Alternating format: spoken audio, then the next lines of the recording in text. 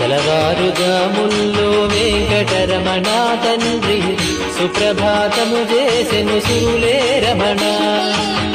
పంచామృతములతో వెంకటరమణ తండ్రి నిత్యాభిషేకములే నిత్యము రమణ.